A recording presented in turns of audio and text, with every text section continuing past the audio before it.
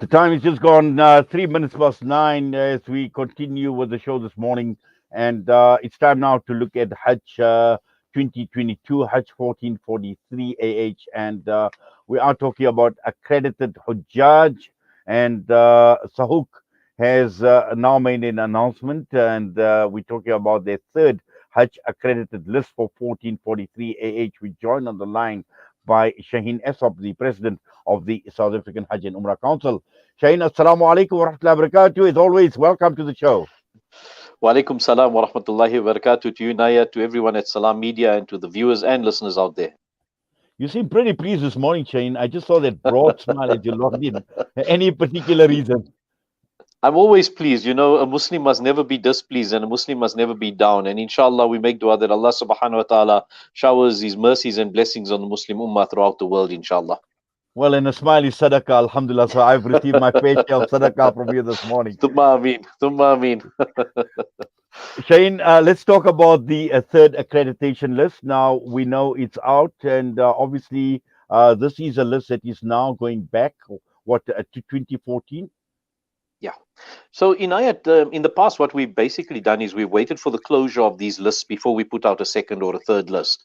What we decided as the board and the committee that the deferrals that we have is rather large. If you look at the second list was just about 200 people. This list is about 260. So in order, in order for people not to wait too long, we were putting out these accreditation lists so that people can basically determine whether they're going for Hajj or not. The big stumbling block in this whole equation is obviously the static prices from the Kingdom of Saudi Arabia. The Ministry of Hajj and the Muassasa have not released the prices for the 5 days of Hajj, and that is causing a big indecision by the pilgrims who are accredited, whether they're going to go or not going to go. You can obviously see that the pricing has increased quite exponentially. And notwithstanding what we received in 2019 for the 2020 season, we can't utilize that as a gauge because if we do put that out and, people do, for example, bank on those prices, and the price doubles or the price, trebles, or the price is maybe 35% above that, we don't know what that is. And until we find that equation from the Ministry of Hajj, it's very difficult for our Hujjaj. And it's creating an unnecessary amount of anxiety because if you look at the 5-week pilgrimage that is supposed to depart round about the 7th or 8th of June, that date is drawing very closely. We've been in constant contact and we've asked the ministry to give us that information as soon as possible because our pilgrims can't make a decision based on the fact that there is a massive void in the equation. Well, clearly there is quite a high level of uncertainty, and we Yes. know when it comes to the pocket, when it comes to digging deep in your pocket, it is a major concern. Is this also one of the reasons why we're seeing deferrals taking place, where people find that they cannot possibly afford Hajj anymore? Not necessarily. I think there's a combination of factors. Obviously, people, either can't get leave. People's finances or people's illnesses have caused them not to take up the accreditation. It's not out of line with what we've seen in past years. In past years, we've had a deferral list of between 50 and 55%. This year, if you look at 600 out of the, 400, sorry, out of the equation, it's a lot less. However, having said that, there is still a lot of people on the list that have not yet accepted their accreditation. So once that acceptance is done, we'll be able to get a better gauge of what the total deferral is for 2022. Now, we need to appreciate and understand that this is a unique year. First of all, the accreditation, or shall I say, the notification from the Kingdom of Saudi Arabia with regards to Hajj came out quite late. We needed to have fallen into line, and Alhamdulillah, SAHUC was ready, with its systems and processes in that particular regard.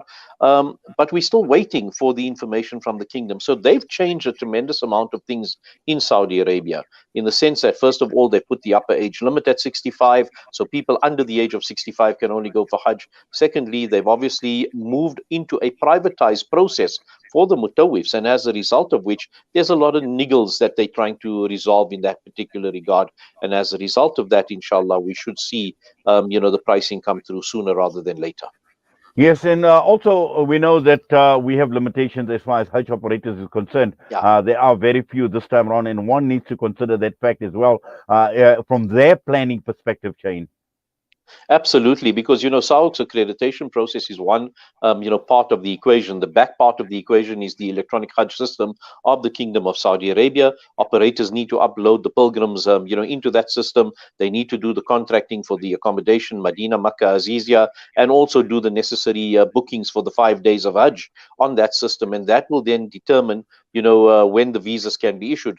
But Alhamdulillah, the operators that we have on are quite seasoned in terms of the process that they follow, and we will see them working on the 5 week, the 4 week, the 3 week, the 2 week, those that are offering in that particular regard, to make sure that people that have booked in those particular segments are going to make their departure date, inshallah.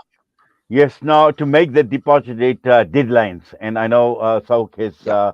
sent out reminders with regard to deadlines in terms of acceptance or deferral of accreditation.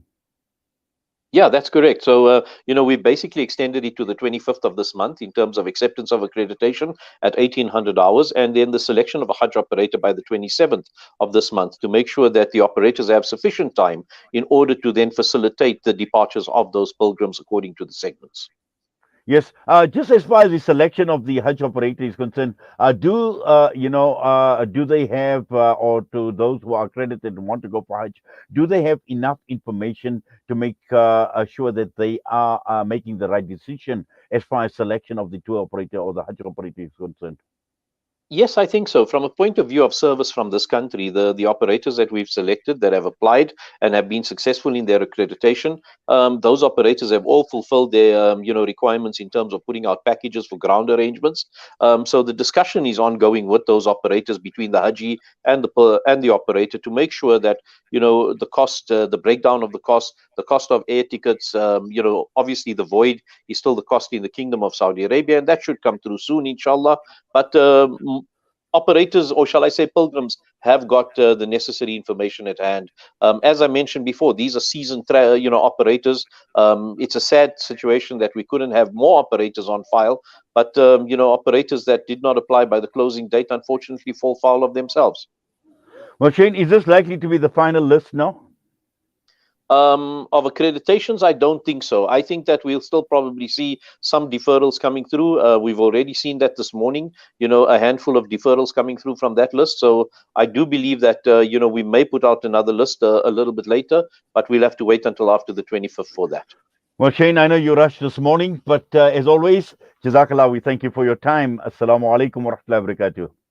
Jazakallah khairan, Inayat, and to everyone at Salamida, wa alaikum salam wa rahmatullahi wa barakatuh.